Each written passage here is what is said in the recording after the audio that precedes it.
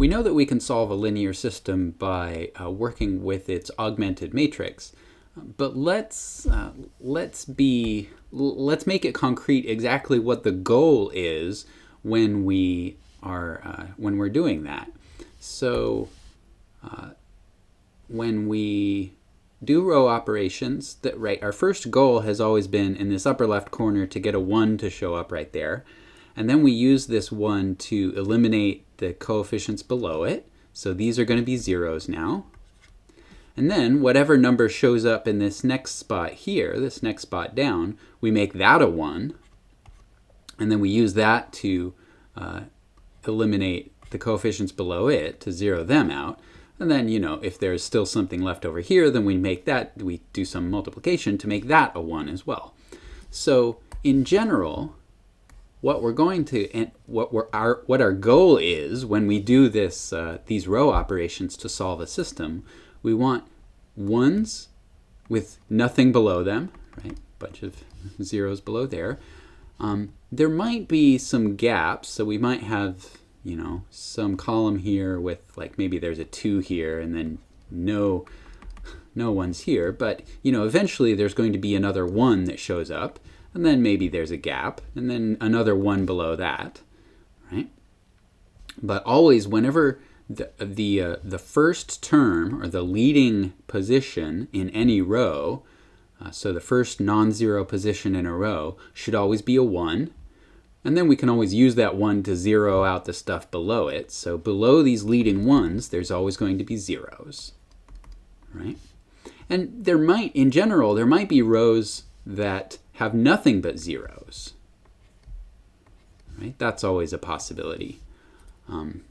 And above all of our leading 1s, there might be some non-zero numbers here. So, 2, 4, whatever. Who knows what's over here. But in general, we're looking for the first non-zero position to be a 1, and below those should be zeros. And if there are any rows that are all zeros, those rows should be down at the bottom. So we get this kind of staircase pattern, right? Like this. And at the corner of the staircases are all these 1s, and everything below the staircase should be zeros. That's the form of the augmented matrix that we're going for that will let us solve a system. This kind of form of an augmented matrix has a name. It's called the row echelon form of an augmented matrix. And to be perfectly precise about row echelon form, all non-zero rows have to be above any rows that are zeros. So all the 0 rows have to be at the bottom. The leading entry in any row is to the right of the leading entry of the row above it, and the leading entries have to be 1. So if you carefully go through these 3 conditions and think about this staircase pattern that I described, the staircase is exactly what these 3 conditions give you. So just to make sure we understand what row echelon form looks like, let's check to see if these matrices are in augmented form. So for this one, there aren't any 0 rows, so the first condition is satisfied. The leading entry of any row is in a column to the right of rows above it. So let's see, for the last row, its leading 1 is to the right of the leading entry above it, so that's good. This leading 1 is to the right of the leading 1 above it, so the second condition is satisfied. And then also the leading entry of every row is equal to 1. Well, clearly that's the case here. So this first matrix is in row echelon form. How about this second one? Well, here we have a leading entry that is not to the right of a leading entry above it. So this second condition is not satisfied for this matrix. So this one is not in row echelon form. Right? This third one, well, you can see that it has leading entries in rows that aren't 1s. So this isn't in row echelon form either. And then finally, this last matrix, well, it has a row of zeros that isn't at the bottom. So that isn't in row echelon form either. So again, the point of row echelon form is that If you have an augmented matrix in row echelon form, it represents a linear system that is ready to do back substitution on. So just to have a concrete example of what that would look like, if we have a matrix in row echelon form like, say, this,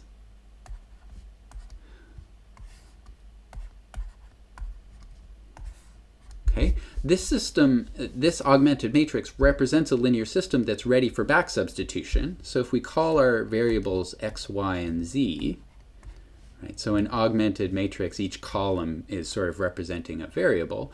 So the last equation says that z is equal to 3.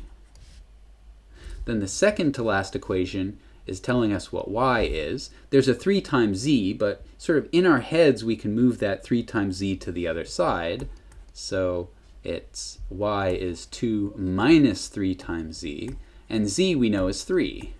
So 2 minus 9, negative 7. And then the first column, it's telling us what x is. Again, just in our heads we can move the y and the z to the other side. So right, really this is 1 minus 2y plus z. And then we can write that out. So x is going to be 1 minus 2 times y we know is negative 7 plus z, and z we know is 3. So this is going to be 1 plus 14 is 15 plus 3 is 18. So we know the solution to this system now. It's 18 minus 7, 3. All right? So you can see the fact that this augmented matrix was in row echelon form is what made this back substitution so straightforward. So if we are reducing an augmented matrix and we get to row echelon form, especially if every row has a leading 1 that's immediately 1 to the right like this, then we can quickly do back substitution to write down the solution for the system of equations. Okay, so in this particular equation, each leading 1 was immediately to the right of the one above it. But that isn't always the case. And if that's not the case, or if you don't want to do back substitution, remember, instead of doing back substitutions, we could continue doing row operations, but upwards this time, to zero out things above leading 1s like this. So in those cases, if you keep reducing your augmented matrix, you get to a second special form of a matrix. So we again end up with sort of a staircase, and each corner in the staircase has a 1, but above each leading 1 is nothing but zeros.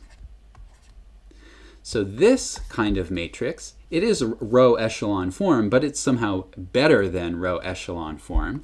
And that's called reduced row echelon form. And I see I've left off the word reduced here. So this is reduced row echelon form. So reduced row echelon form is just like row echelon form, except all entries in a column above and below a leading entry have to be 0. So in row echelon form, it was just below the leading entries that have to be 0. But for reduced row echelon, it's above and below. And you can see we made that. We can make that. If we have row echelon form, we can get to reduced row echelon form just by taking each leading entry and using it to zero out the stuff above it like that. All right. So what about these two matrices? So this first one, here's a leading 1 with just zeros below it and above it, but there is nothing above it. Here's another leading 1. This leading 1 is to the right of the leading 1 above it. And above this leading 1 is 0, and below it is 0, so that's good. And then this 2, it's not a leading position, so it's okay for there to be a 2 there. And we have a row of zeros, but the row of zeros is down at the bottom. So this is in reduced row echelon form. All right, what about this one? Okay, so here we have a leading 1 with zeros below it. Here we have a leading 1 with zeros above and below it. Here we have a leading 1, but it has a 2 above it. So this one is not yet in reduced row echelon form. It is in row echelon form, but not reduced row echelon form. Of course, we can do a row operation to turn this into reduced row echelon form. To do that, I guess we would want to subtract 2 times row 3 from row 1. So we do row 1 minus 2 times row 3. So this doesn't change the last row, so the last row is still 0, 0, 1, 3. The second to last row is 0, 1, 0, 1. And then first row is 1, 0, and then 2 minus 2 times 1 is 0, and then minus 3 times 2 times 3 is negative 9. Okay.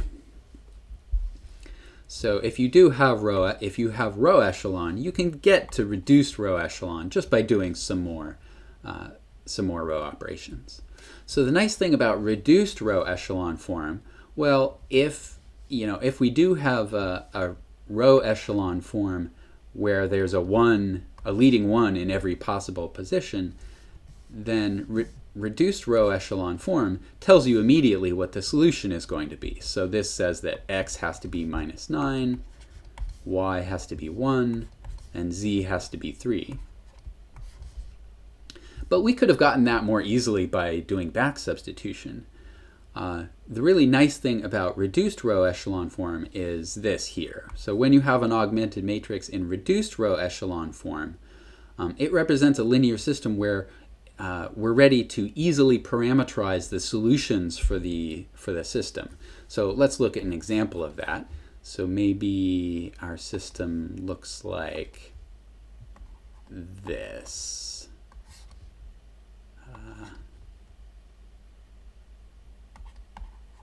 So I don't know, something like this. And all these other entries that I haven't written are 0. Okay, so this second row says that y plus 2z is equal to minus 3, but we can move that 2z to the other side. So this says that y has to be 3 minus 2z. And this first row says that x plus 3z has to be 5. And we can move the z to the other side, so we get x equals 5 minus 3z. Okay, so this is a parameterization of the collection of solutions because it says that x has to be, it tells us what x is in terms of z, it tells us what y is in terms of z, and the key thing here is z can be anything. So z can be anything here. If we wanted to, we could rename the parameter. So instead of, it's a little confusing to have a variable called z and a parameter also called z, and the variable z is equal to the parameter called z. So if you want to, you can just rename the parameter. Instead of calling it z, call it t. So then z can be t, since t can be anything, z can be anything. And then y is 3 minus 2 times z, but z is equal to t, and x is equal to 5 minus 3 times z, but z is t. Okay, so you can see that having this reduced row echelon form very quickly leads to a parameterization of the collection of solutions to this linear system. I've written this all out just to make it clear where this parameterization comes from, but once you have a little practice, you can actually go from the reduced row echelon form of a matrix directly to a parameterization without having to write anything else down, which is really, really nice. So let's look at another example to see how that works. So maybe it's something like this, 1, 2, 0, 3, minus 4, and then, I don't know, how about 0, 0, 1, 3, 2, and then a row of zeros. So maybe something like this. Okay, so first of all, is this in reduced row echelon form? So there's a leading 1 here with nothing but zeros above and below. There's a leading 1 here which is to the right of the leading one before it, and nothing but zeros above and below. There's a row of zeros, but it's at the bottom. So yes, this is in reduced row echelon form. So to turn this directly into parameterization, just notice where there are columns that don't have a leading one. So there's a column here with no leading one, and that's the y column. I guess x, y, z. I guess we'll call this last variable w. So there's